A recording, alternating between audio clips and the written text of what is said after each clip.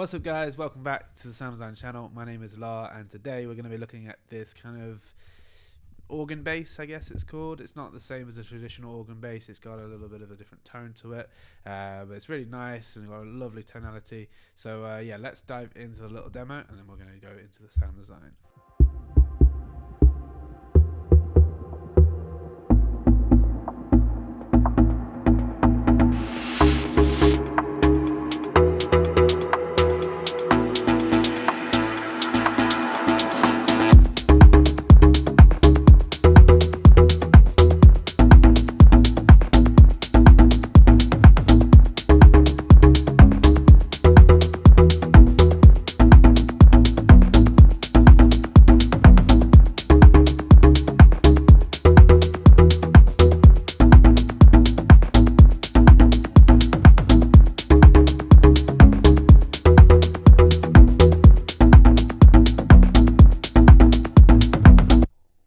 Alright, so yeah, that's the bass. The sound is taken from the Melodic Techno course.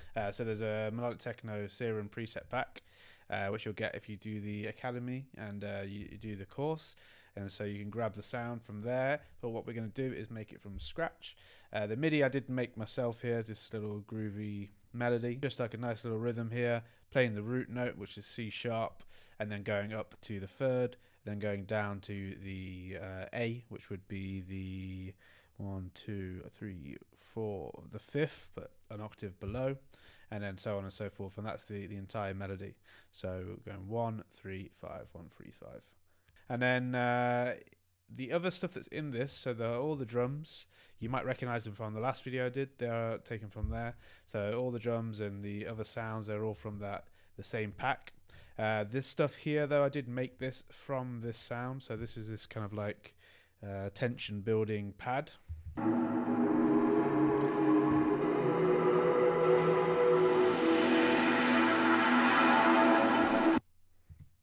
So what that is just a recording of this. So I've just recorded it through a reverb or through a return channel. Recorded it and then put some distortion on it and did some funky stuff with the EQ just to make it feel like it's kind of evolving. And that's all that is. All the other stuff here is just like a little drone and things like that. Nothing too crazy to show there. Okay, so let's go into the sound design. So we've got Serum open from this initial patch. What we want to do is we're going to bring on the sub oscillator. We're going to put it onto this this one here. I'm not sure if this makes too much of a difference on these two, but on the original, that's where we had it. We don't need to change the pitch or anything like that, but on this one, we are going to change the pitch. This is oscillator 8. Before we listen, let's just put all of the filters on, and then we will solo this. I'm just going to go to where the drop is, and we'll drag this MIDI down. Also, just turn it down a little bit. Go here. Okay. So right now all we have is basically a sine wave and a sawtooth going into a filter. Nothing too special going on. With this, we're going to pitch this down to the fifth. Gives it a bit of a chord, and then we're going to change this quite drastically. So this is going to go to the M DC, I believe, and then bring this up to around here. So it turns into a sine wave, and then with this sine wave, we're going to change it to this like multiple sine waves, which gives it this tone. And that's got that kind of organ-y bass. With this, we are going to change it a little bit. There we go, a little bit more of a tone. It's quite important where you put this because it will make a fair difference. So yeah, make sure you dial it in. We're then also going to just change the fine tuning a little bit. Just makes it a little bit off, and we're going to make this one a little bit off with the fine tune as well, and it gives it a little bit of an analog feel by doing that. And this one we're going to put it onto this matrixy C64. We're going to put the wavetable position all the way up at 12 o'clock. This one we're going to put the bend, and we're going to bring that to 12 o'clock as well, and that gives it this tone. Bring that up an octave actually. And that's just giving it a bit of a buzzy harmonic in the higher range essentially. Without it, so So it's making it a bit more nasty, essentially. And then this one we're going to change the fine tune, but the other way. Very small detail, but you can add it in there. Okay, so with the filtering, it's important that we do this. So we need to add a bit of drive, add a bit of fat. Yeah, and then we're going to add some punch to the sound. So the envelopes, we need to get these right. So we want to make them pretty punchy and short. So this is envelope 1, which is the amp envelope. So this one, yeah, we're going to go around here.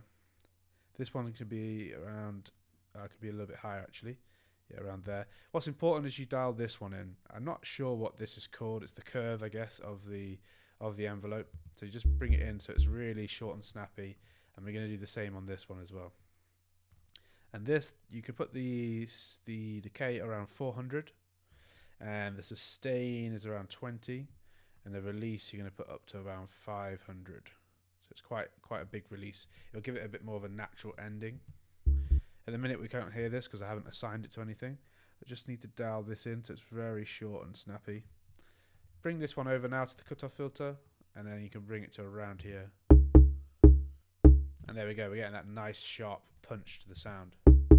We're also going to attach this to the wavetable position so it moves, and we're also going to put it onto this one as well. Very small detail, but added in there. The last thing we're going to do, or second to last thing, is we're going to add a little higher harmonic or higher noise to the sound so it feels a bit more organic. Can't remember where it is. Here. This cymbal one. You can choose whichever one you like. This one's quite nice. We go around here with the pitch, add a bit of the random so it changes a little bit in the phase. We're not going to hear it much now, but when we open the sound up, you can hear it slightly, and if I put direct out, you'll hear it a lot more, but we don't want it to be that obvious. Okay, so let's add some reverb here. Put the decay down a bit. Doesn't want to be really washed out. What I like to do with a big main sound like this is maybe put the reverb on a return channel, or I'll make a reverb section of it like this thing. But it's very washed out, and then when it goes into the groove, it's a bit more dry, so we don't have like a very big decay tail on the reverb. Otherwise, it just sounds a bit wishy-washy and not so clear.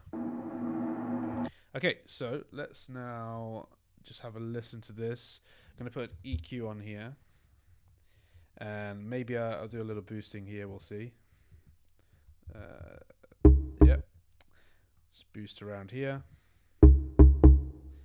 Just dial it down a little bit here. Do a compressor, click the little arrow, click sidechain, go to the kick, bring the threshold down. We'll have to dial it in here.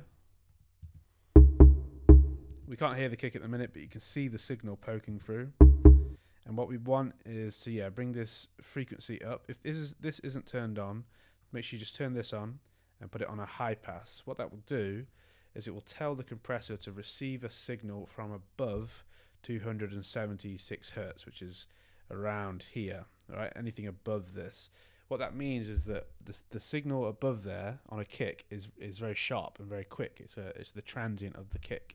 So it means that the compressor will be very quick rather than it being slow. So more of the sound will be able to breathe around the kick rather than it being moved out the way quite drastically.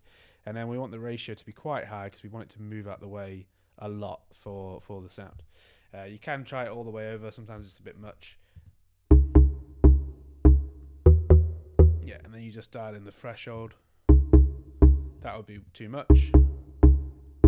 And that's just about right. You generally want quite quick attack and release settings because you don't want it to take a while until it compresses, and you don't want it to take a while until it releases the compression.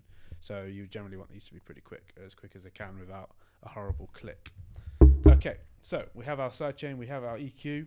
Now we'll just dial in the volume. It should be around the same as here, so I'll just bring that up. We'll turn the original off, and let's just see. I need to do some automation actually before we listen to it. The automation I just did with the cutoff, so we click on it, bring it up here, press A, and then we're going to bring this up. I can't remember where I had it. Let's just have a look. Yeah, let's go here. So what you want to do is go up to a point where it goes very open and a bit nasty and builds a lot of tension, and then you dial it down to where it sounds cool. So we can just try that.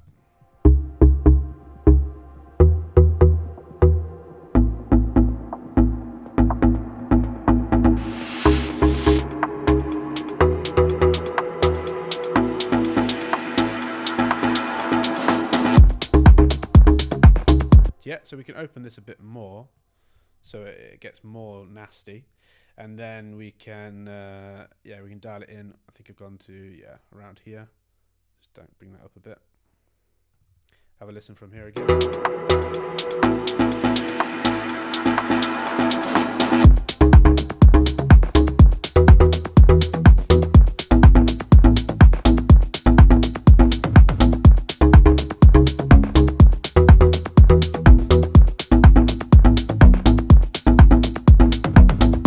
And there we go. We have our organ / pipe bass, whatever you want to name it. Let me know in the comments what it's actually called. And also there is a little bass in here, but this is the same bass as what I've shown in the last video, which I think is called a squelch bass. That's also what I called it. It's this sound here, which is just playing in between some of the notes. Just playing the same melody and just playing in between, which gives it a nice little groove. Just have a listen to that.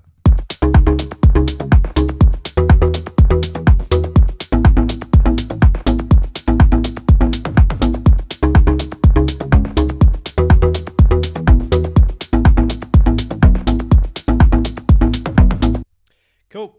So as I said before, I might have forgot to say it, but all the packs and everything, all these sounds will be available in the link down below, so you haven't got to go too far if you just want to grab them. Alright, so thank you very much for watching this one, guys. I've been La, and I'll catch you in the next sound design video. Peace.